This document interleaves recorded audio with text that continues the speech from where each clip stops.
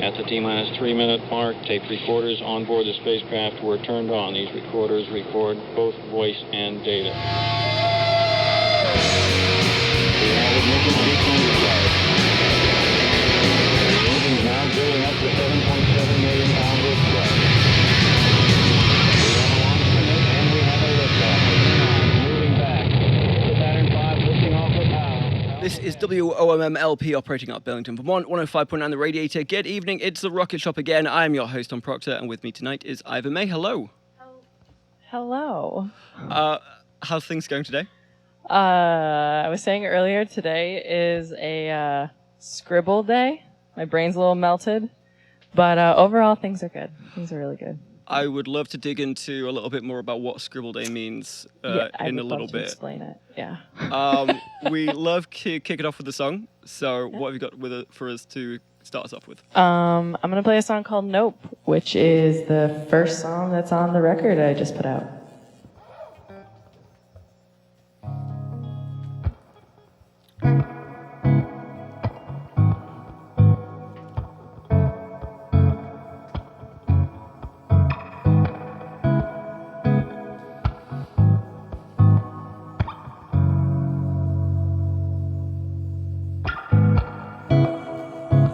Give me those answers that I don't possess, in your inability to dig deeper and deeper and deeper into this mess, into who I might really be is indicative of your defiance of what others all try to ask of you. I'm sorry, I'm confused, but I can't change the truth.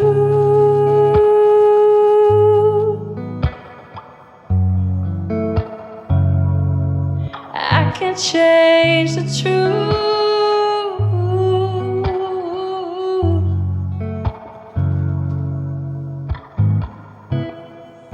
Alright, I feel better now. The smoke settled. Fresh breath of smoke and a sip of my tears. You think I learned that after all these years there's no land to contain, just a state of mind that love and lost fight to maintain. And I don't know if my mother was right. In the end, are we all just destined to die? And that's the truth.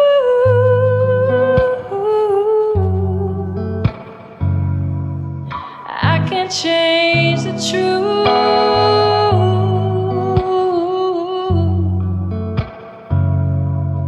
I can't change the truth.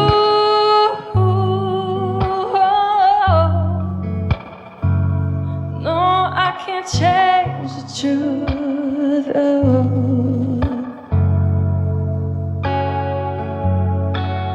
I smoke cigarettes, stay sane. Traffic jam inside my brain, smoke clear like misty summer rain.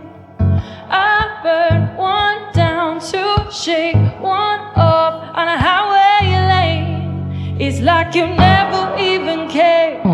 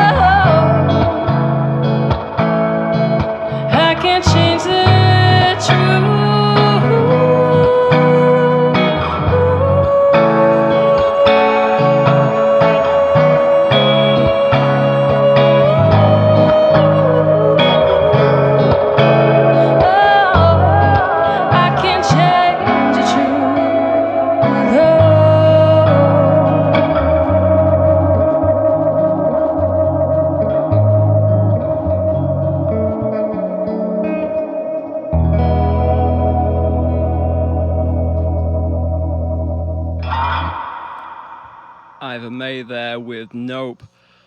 A beautiful way to start the show off. Thank you so much. You're very welcome. Yeah, let's talk a little bit about this new album that you put out. Because from what I read, it's been a bit of a long slog. It's been a bit of a process from start to finish. Uh-huh. Do you want to tell us a bit more about that? Yeah, it's funny because I've definitely when I was on here last before the pandemic, maybe it was like 2019 or something, and it was like, when's the album coming? Let's talk about this album. It's been a huge process, and now it's like, oh, I have it. It's here. It's there.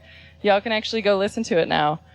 I don't even know where to start. I mean, it's the trippiest experience ever because I started working on it almost 5 years ago at this point, and I'm a different person than when I wrote it. I never thought I was going to ever finish it. But it's just like weird to finally come when something like working on something just becomes your existence. Then all of a sudden I also don't finish projects clearly.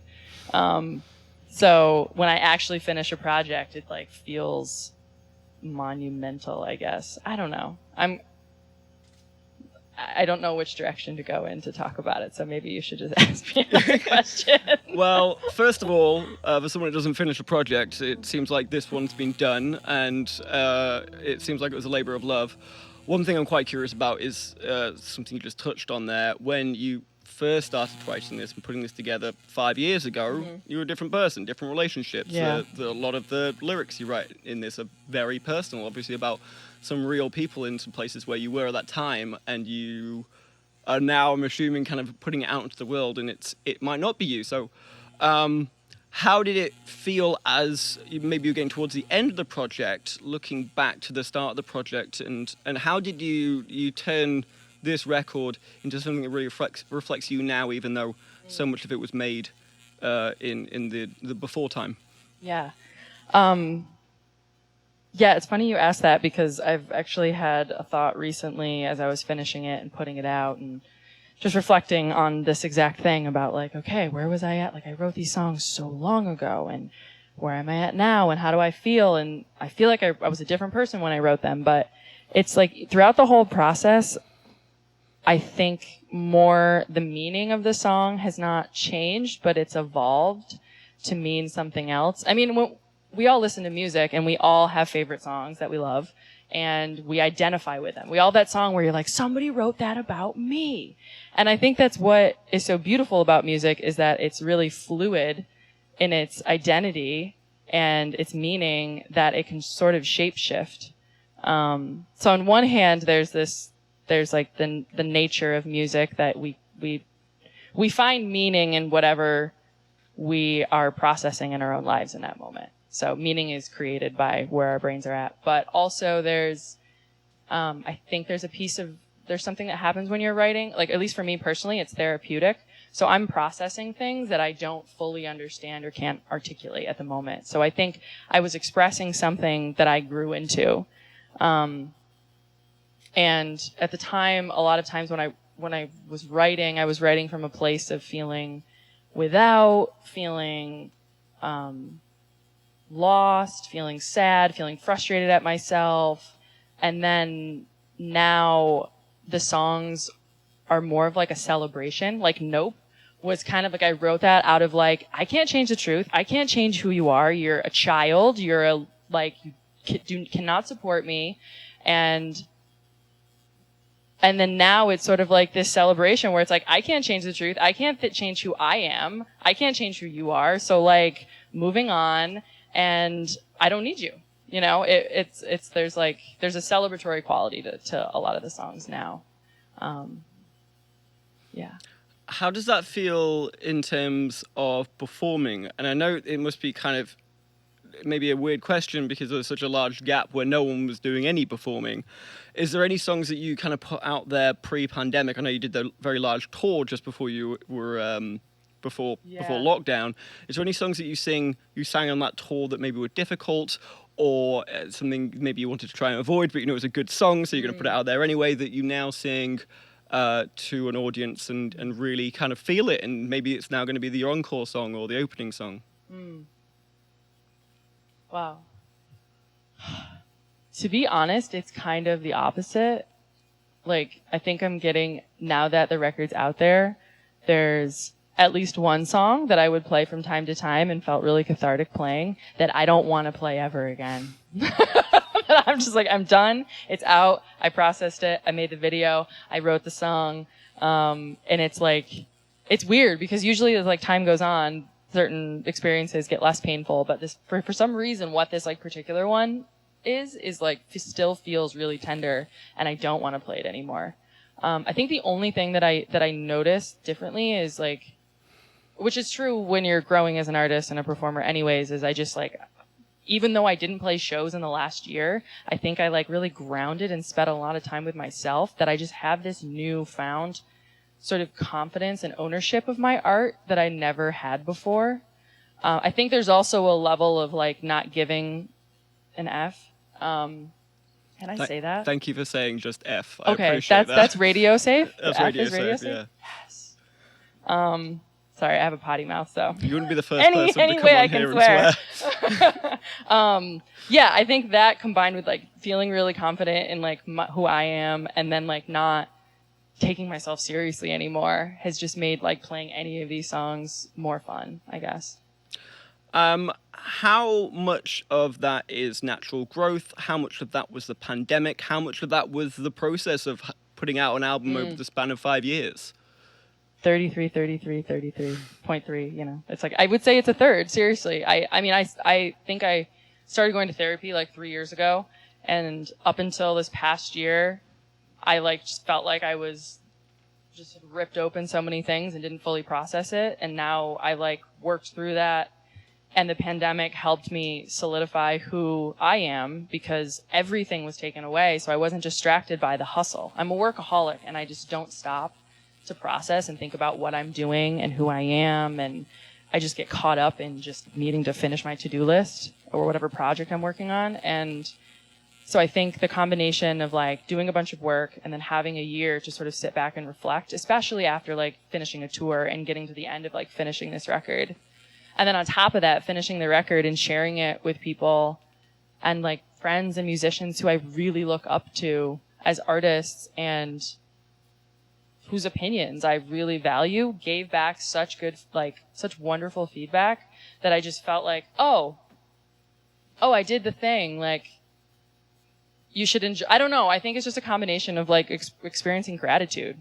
That's the other thing. Sorry, I'm tangenting right now, but I was talking with friends about like this like collective feeling of appreciation, or there's some sort of, even though there's a lot of bad things happening in the world, I still feel like there's this like renewed love in community, especially here. And I think that we were all forced to experience, to feel gratitude for our lives. And we had to practice that all last year. And that's just become, we've conditioned ourselves to do that. And I know that's not true for everybody, but I feel like that's true for myself and like my immediate community. So I think like that fits into the pandemic, but like all three of those things were really helpful. I was actually speaking to someone today about their pandemic experience, and I could see guilt kind of wash over their face and shame wash over their face when they started talking about all the good things that they did with their roommates, and they were out in the middle of the sticks. And then they were like, yeah, it feels bad to think of the pandemic as a good thing, but I genuinely had a good time. And honestly, I think it was a terrible experience for a lot of people, but if goodness can come out of that, surely that's the takeaway we should be going with. We shouldn't be feeling shameful. Yeah, I completely agree. I feel like love and positivity only creates more of that. So, I mean, it's good to acknowledge bad things and grief and support people who are grieving. But like, yeah, I'm trying not to feel guilt. Like, I definitely was in that space of being like, I feel guilty that the pandemic was like the best thing that ever happened to me. But it like, I don't know, having a break and stepping back from everything as somebody who works way too much. I needed that like external something to like stop, to take everything away. Yeah. So I'd love to explore that a little bit further, but I really would love to hear another song. Okay. So yeah. What have you got for us? Let's see. What do I want to play? I'm actually going to play a new one. I know that's not what you're supposed to do when you're pushing an album, but like I said, I wrote those songs like 5 years ago, so I do not want to play most of them. We also love a big Heavy World exclusive, so if you've not played it anywhere else yet, then we're really happy. I don't think I have, actually. So what's this song called? This song is called Slipping. and I played it yesterday with my band. Oh yeah, I'm just gonna make plugs all night because I'm finally doing my release show next Sunday, August 22nd at Waterworks Park, which is a park down at the waterfront in front of the old sailing center. Right on the water, sunset show. And anyways, we were practicing this song, and it sounds really good with the whole band. So that was a bad story, but it was just an excuse to advertise my show.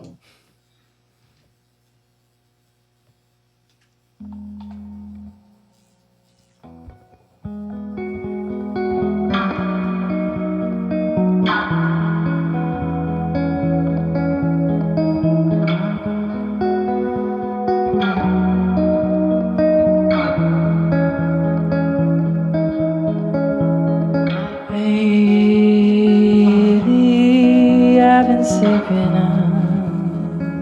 under, pacing the casings of your embers. Time drags backwards over my words. Easy on me, there's something tender flaring up inside.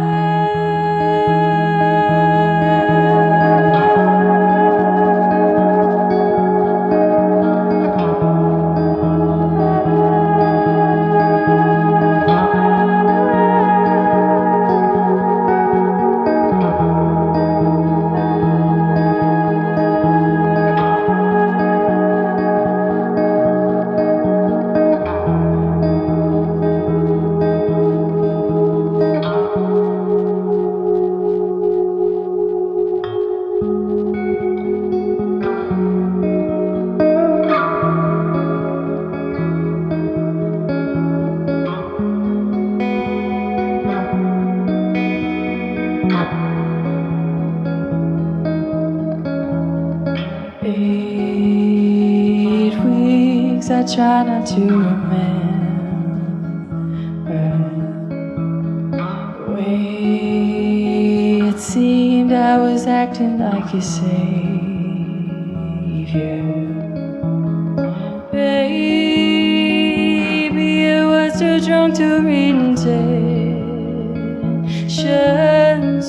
I'm so foolish enough to believe I'm no good for second chances, flaring up inside.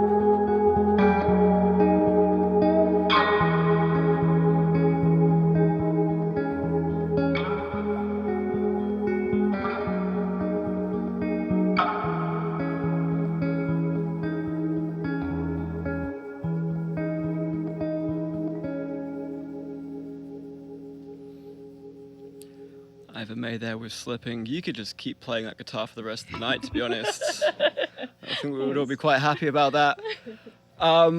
So I noticed that with your album there was a lot of influence or a lot of help, or I don't know how you'd say, a lot of collaboration with some pretty decent artists around town. You're in Hackney and Tom Pero, the ones that kind of come to mind. Especially regarding Tom Pero, a fantastic guitar player, absolute madman as well. Yeah. I mean, I can't help but hear shades of him when you play like that. Absolutely. So yeah, is this something that you kind of came to him with these skills and you kind of just build each other up, or is this something where he's kind of developed you, or have you actually developed him? Am I completely looking at this wrong way? No, Tom is my musical guru. I would not be anywhere I am today without Tom Pero. who is a phenomenal teacher and mentor and friend. And I mean, I love him absolutely to death. He's literally taught me so much of what I know. I mean, from the Line 6 and the Topanga reverb, like my pedal board is literally Tom Barrow's.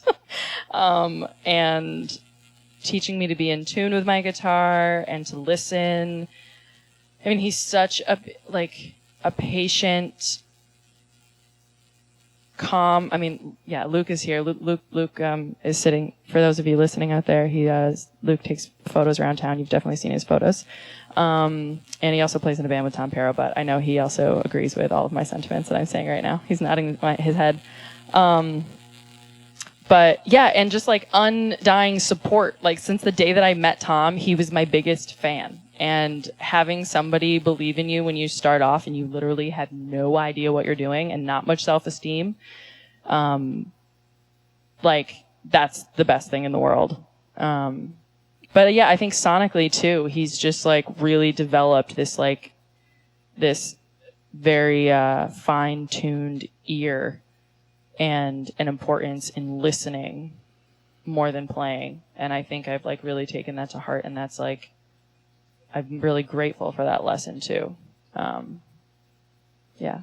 What was the first thing that clicked with you and Tom? You said you kind of met him at the very beginning of this Mm-hmm. musical career, or it started out as a musical hobby. Is it that stage when you were kind of you're just kind of noodling around on the guitar and he was like, this person's got a lot of talent and I want to kind of cultivate that? Or was it something different? I think that was probably Tom's experience. Like Tom said he heard me play and fell out of his chair. He'll tell you some like crazy story. I don't remember playing for him. I must have picked it up at like a party or something, because I remember we met through mutual friends. But I do remember the first time we hung out, because it was over at his house, and I think he was living with another friend at the time, which is why I was there.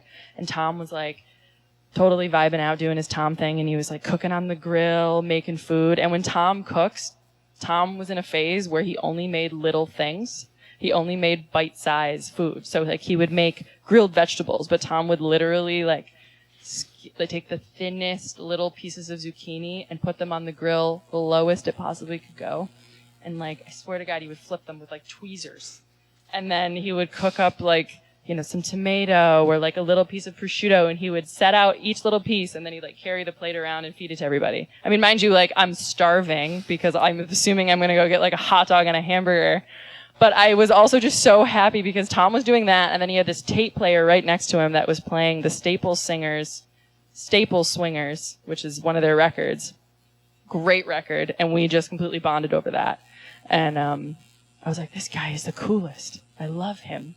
And I think from there we just became fast friends. And I don't even know at this point, It's like it's been so long ago. I remember how we met, but like when the bond became strong and where that like the musical piece was fostered, I don't even really know. He's such a wonderful Burlington character. Oh my God. We're so lucky to have him in this town, and he helps out so many other musicians as well. And it's fantastic the seeds he's planted and seeing them now grow is a wonderful thing for all of us. Yeah. So he produced your album Tender Meat, and you co-produced, and you're in Hackney played drums. He played drums and he engineered the record, and I would definitely say that he like had a like producer hand in the beginning too when we were recording, because he wrote all those drum parts, and a lot of those songs, the arrangements of those songs were formed in the studio, so it felt very collaborative. But yeah, he recorded basically all the bones of everything, played drums, and then Tom mixed it, and I added backing vocals. There was some production that I did on one, or more production that I did on one song, but yeah. And those two people, wonderful human beings, fantastic musicians, two very different personalities. How did that then affect the creation of this record? I wouldn't say their personalities are as different as you think. Yeah, I think Tom's really sensitive, and Urian's really sensitive, and I'm really sensitive. And I think that's like, and Dan for that matter. Like the thing that connects us all together is that we're like sensitive individuals and like really connect I think are drawn to music for its vulnerability that it pulls out of people and pulls out of ourselves. So I think in creating, they're both, and Tom and Uriah are both, and Dan for that matter, because I want to give him a lot of credit for like recording the bass. And honestly, Dan has been a solid, emotional support for me too throughout the whole process. But I think there's an openness as well. So like they're both open to try new things. They're both hunting for the right tones and the right sounds, and they're both willing to be vulnerable. And I think that like that combined with like their skills was just like is sort of the perfect storm in a studio. Fantastic. And so you say you're a kind of self-confessed workaholic, came up to the pandemic, and the pandemic forced you to slow down and process and maybe look at a few things inside yourself that needed to be examined. Coming out of it now, have you gone back into workaholic mode? Have you taken on 17 new projects? Or is this changed? Are you now a little bit slower, a little bit more careful? Absolutely not. I wish it was. I mean, I was planning on it, and I still have plans, but of course, like, yeah, I spent a lot of time processing throughout the pandemic. I also started another business, a screen printing business. So now that like everything opened back up, it was like, oh, summer, people are coming out, summer is happening, shows are happening, people need screen printing, I'm releasing my record, I start a new job, it's just like, why do I like want to do so many things. And so I think it was sort of like, it was kind of just everything happened to happen at once. Cause everything opened up and ramped back up again at the same time. And I just didn't have the foresight to think about that and took on too much. But I also lately I like to be busy. I'm sorry, I'm gonna keep bringing you to this interview. I hope it's okay. I like that. A lot of my friends are also in the same boat. I like to do things. So I want to not overdo it and have too much on my plate. I think my tolerance has like lowered. Like before, I would like sleep for 4 hours a night and go out and work and like would never stop. Now I'm like, okay, I know I have a bunch of stuff to do, but it's 7:00 and I really want to watch Survivor with my roommate right now. So we're going to do that. So Survivor was my pandemic trash TV. Admittedly, I don't even like Survivor, but my roommate is obsessed with it right now, and we just got a projector set up in our house, so it's on all the time, and I just like happen to watch it. I'm getting sucked in.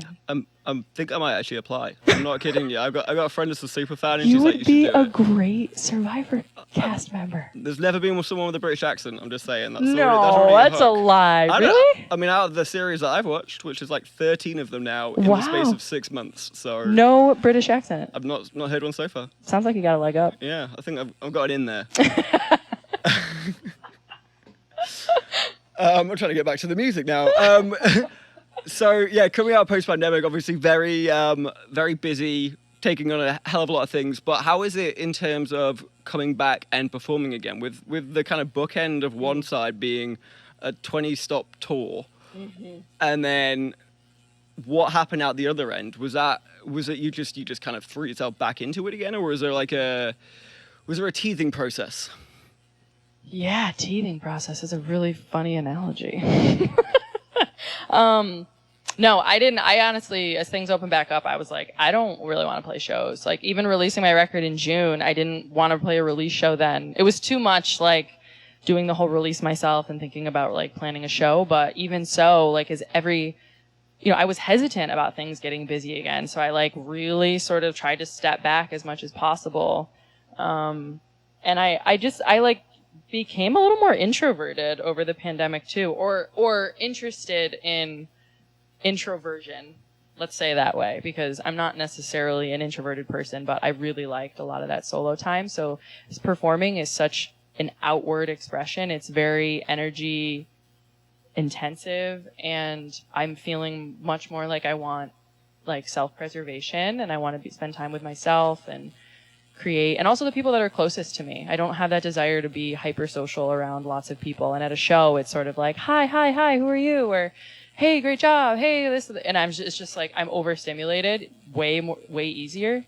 So, but I still have that, like, being in front of lights and playing into a speaker and like people listening to you and giving you their attention, like that is like fulfilling as well. So, the teething, yeah. I've been teething, and now I'm excited to play. This Saturday, I open up for Ryan Monteblue at the Double E in Essex, and that's a solo set. I'm really excited to play that. And then next Sunday with the full band. Like, just playing a rehearsal last night was like, whoa, I totally forgot what it's like to create sound with 5 other people. This is wild. Yeah. What was that first gig like? That first time you stepped back onto the stage, guitar in hand, all these records. Oh God, this is it. This is it. This is the first one. Yeah, I mean, well, I played at my friend's art opening at Karma Birdhouse right when things started to open at the beginning of summer, but that was just like a little acoustic set. So it didn't feel like my set. This is like literally the first time I'm like in a room not by myself performing. I feel very honored. Thank you very much. And it feels really good. It feels really good. I got a little nervous when I walked in and I was like, oh yeah, I just forget there's always people here listening. But now it's nice. It's really nice. Yeah, it's a bit of a random thing in terms of how many people are here. Sometimes it's just me and Bob, but obviously you are a fairly popular artist, and there's a few people coming to watch you tonight. I appreciate it. Well, we shouldn't keep them waiting. So, what's your next song? I'm gonna play. So, am I playing 4 total? Yes. Okay, cool. Then I'm gonna play another one that's not on the record, that I want to be on the next record. That will also be played next Sunday, August 22nd, album release show. Which, I might add, I will have all of my merchandise, tapes, CDs, and vinyl records for sale. And for any Kickstarter listeners, you can all come get your rewards at my show. Was the vinyl locally pressed? Yeah, at Burlington Record Plant. Gotta give those guys a shout out. They're busting their butt right now. I hope everybody knows how hard those guys are working to press records, because everybody recorded music over the pandemic and everybody wants records at the same time, but they're working like round the clock and they're really pulling out all the stops for the local musicians. So shout out to Burlington Records. I'm fairly sure that they don't have AC in that place as well. Oh It must my be a God. Sweatbox. I feel so bad for them. All that hot vinyl just Yeah. steaming out. Well, I'm grateful for their labor. Okay, this song's called Honeybee.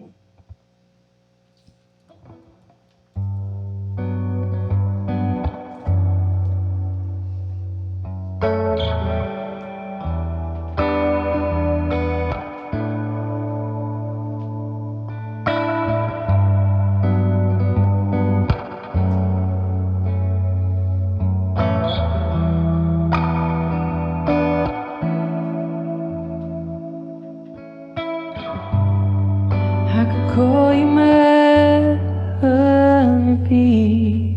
When life gets hard, you come and you're sweet to me. I could say that I would be there for you, but trusting in me is not something you ought to do.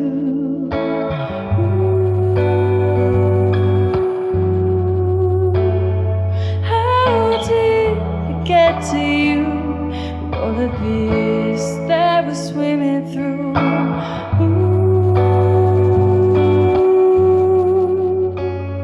And I'm sorry I put you through being in love with me. Melancholy mood, soft caress the skin. You let me in. Past don't mind my state of mind. You treat me kind, and damn, that's hard to find. Ooh,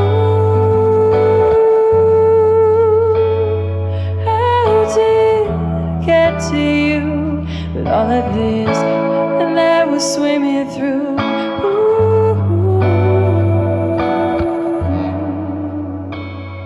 And I'm sorry I put you through being in love with me. And even though I was rude, didn't deserve the things you felt you had to do, couldn't be closer to the truth. I'm better off to not need you. Ooh, how did I get to you? All of this that was swimming through. Whoa,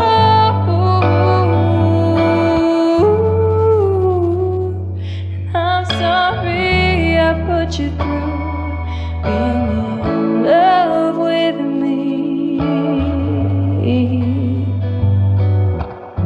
Yeah, being in love with me. Ooh, being in love. And I'm sorry I put you through being in love.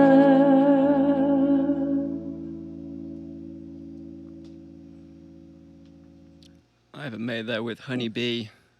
So Honeybee and Slipping they're both new ones, yeah? Mm-hmm. Yeah. So yeah, tell me a little bit about the new songs you're creating. Is this a new project, something you're heading towards? Is this just like, I don't want to be associated with any of the songs I've just released? No. Different? I think they're just the next progression, the next stage, you know, as a songwriter, and it being like a very cathartic, therapeutic thing. It's just songs come out. So I think that one was even written like 3 years ago. So yeah, I think right now I'm chilling and I'm just writing the project that I just finished, and I'm in no rush. I'm like ready to take a breath, and I'm ready to focus on some other aspects of my life. But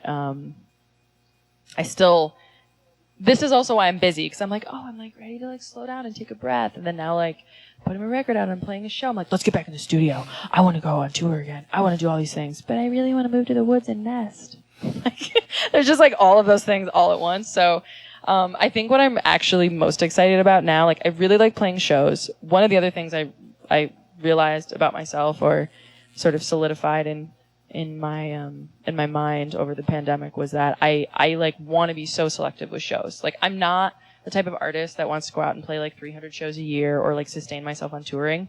I started a business over the pandemic because I didn't want to rely on music for money, because it takes away the joy for it.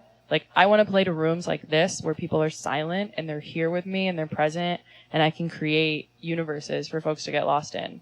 So as far as shows go, I only want to play the shows that I want to play and be really selective with them. And where I would love to do, what I want to just be in the studio making music with my friends. Some of the guys in the band, we were talking, and I think a lot of us are excited to get back in the studio and record again. And there's other friends that I want to produce music with. And I also have like a whole slew of like my own stuff. I have like a little EP that I'm going to put out probably in the fall or winter. So I'm just like, again, in that like insular, what's the word I'm looking for?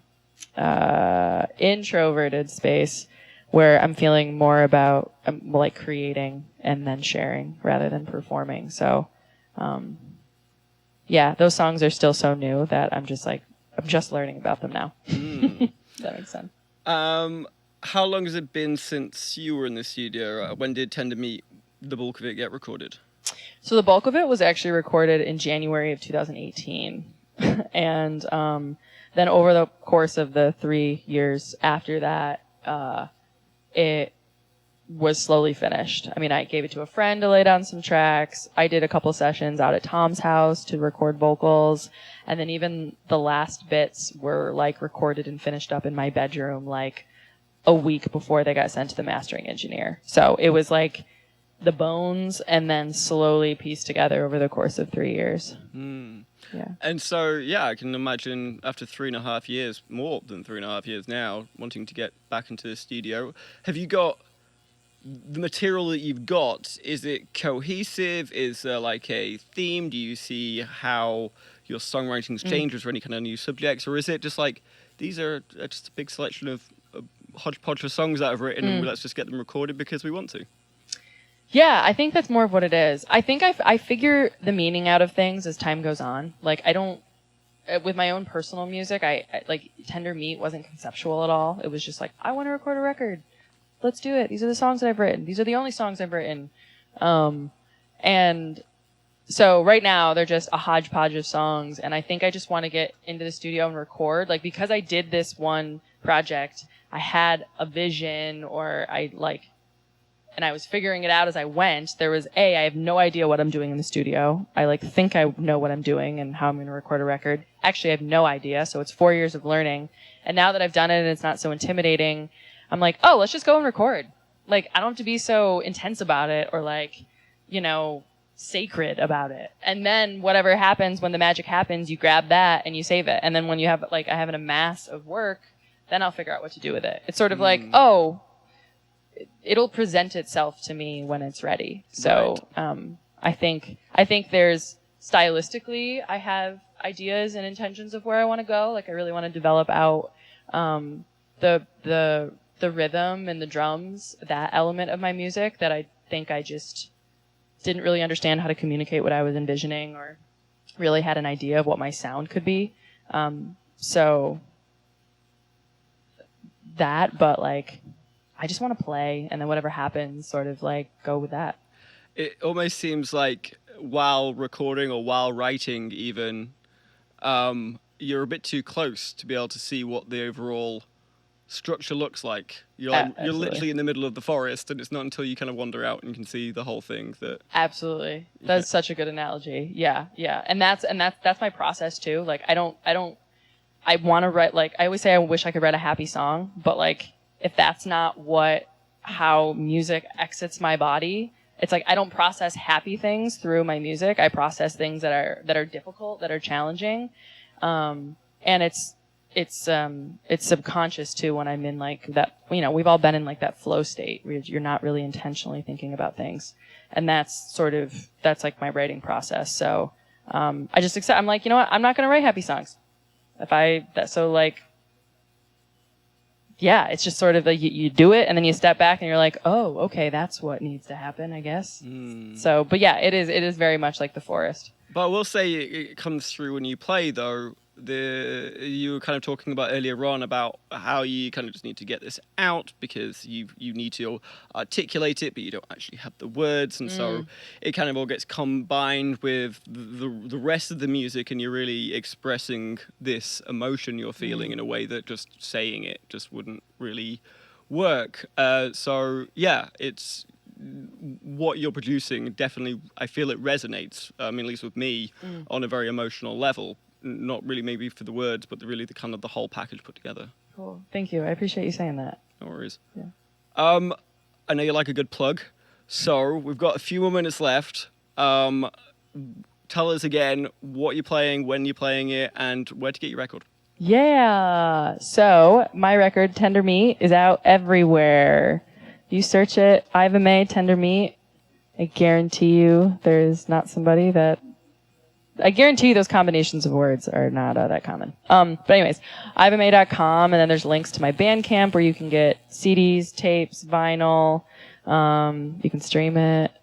And then I'm finally playing my record release show next Sunday, August 22nd, 6 to 8. Lily Seabird, who was on here sort of recently, is playing with her band. She's going to open for me. And then my full band is going to play, and it's going to be right at Waterworks Park, which is this new park that they built in front of the old sailing center by the Moran plant, right on Lake Champlain. We're going to play to the sunset. It's going to be great. Bring your picnic blankets. The city told me not to say this, but the park's BYOB too for everybody out there. So it's going to be a fun time. No, I'm just kidding. It's not really going to be a crazy party. It's going to be chill though. It's a cheap date night though. Yeah, bring a picnic. Bring a bottle of wine, come hang. No, bring a can of wine. I'm going to get myself in trouble. Or a box. Or a box, yes. A bag and a box. That's, and then I'm opening up, for Ryan Montbleu this Saturday at the Double E in Essex outside, which is going to be a really wonderful show. I'm playing solo and Ryan's playing solo. There's a great brewery next door as well. Just, if you can make Where? Next to the Double E. Oh, yeah. What's that place called? Black Flannel, I think? Black Flannel. Yeah, I feel like a beer. Make an afternoon of it. Yeah, exactly. You could even stay overnight and get coffee at Uncommon Ground in the morning. There we go. I don't know if they'll let you camp, but you could just sit in your car. Shut me up. Any other gigs aside from that? The only other thing I have on the books right now, I do have something else coming up locally in September, but I'm not announcing it yet, because I want people to come to my release show and the other shows. So, but I'm doing like a house show somewhere in the Hudson Valley in New York at the end of September. But that's it for now. Like I said, I'm picky. Yeah. And I want to just want to live my life. Yeah. Like, which means people should come see these shows. Which means you should come see these shows because I don't know when I'm playing next. Exactly. So this is kind of like your chance. I might quit forever. This is my farewell tour. It's now or never, guys. So what have you got to play us out with? I'm going to close out with my fave, Tender Meat, which is the title track on the record. And my favorite song on the record. And it's like the most positive song. One of the most positive ones, more positive ones I've written. I don't know. Yeah. Thanks for having me. You're very welcome. Big Heavy World is great. I would say come back in when you finish your next record, but I don't know if we'll be still here by that point. I know, you might not be. It might in 10 years. Who knows?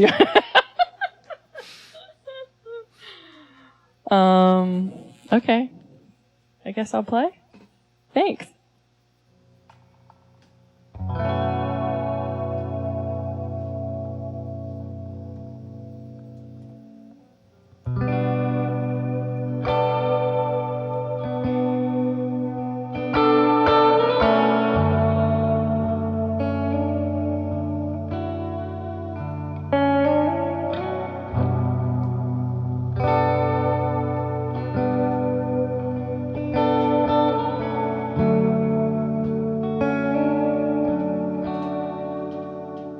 Tender meat, it was rare. The texture of his hair was in bristle. Circumstance let it down. Might seem rude, but I swear no one could help but stare. It was easy to see that they cared. On another plane, one could only compare to a moth landing still as a stone. And the painting that it shared has a sight resting there, soft and subtle, like time and water wash bone.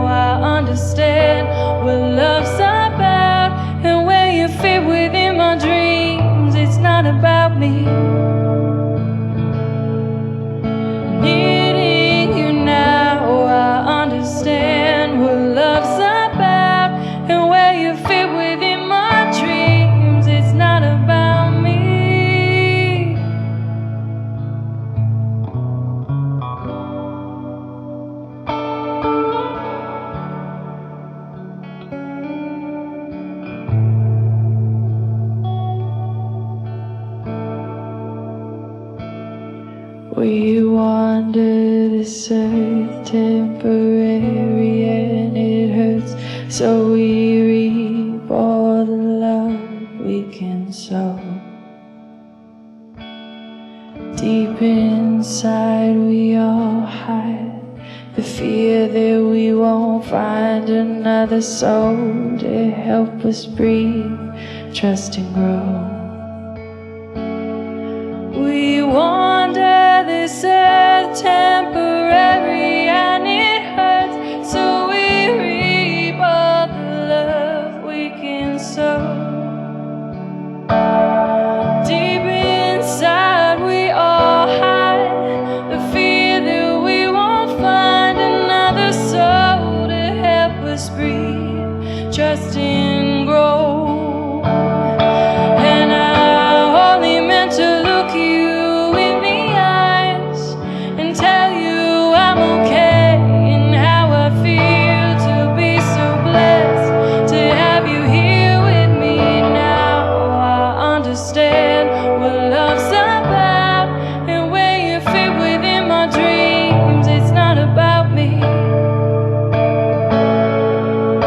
needing you now. I understand what love's about and where you fit within my dreams. It's not about me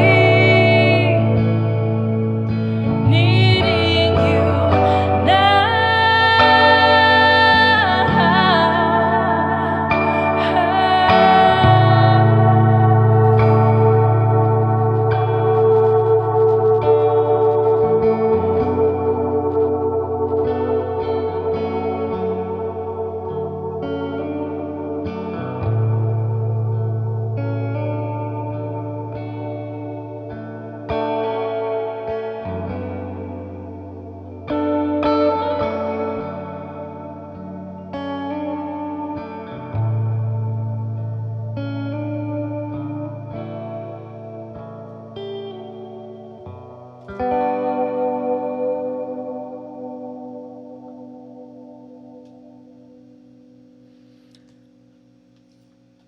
ivamae playing us out with the title track of her new album, Tender Meat. Thank you so much for coming in.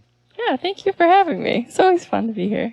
Honestly, it's a genuine honor that this was the first gig you did back. So Aw. thank you so much. You're very welcome.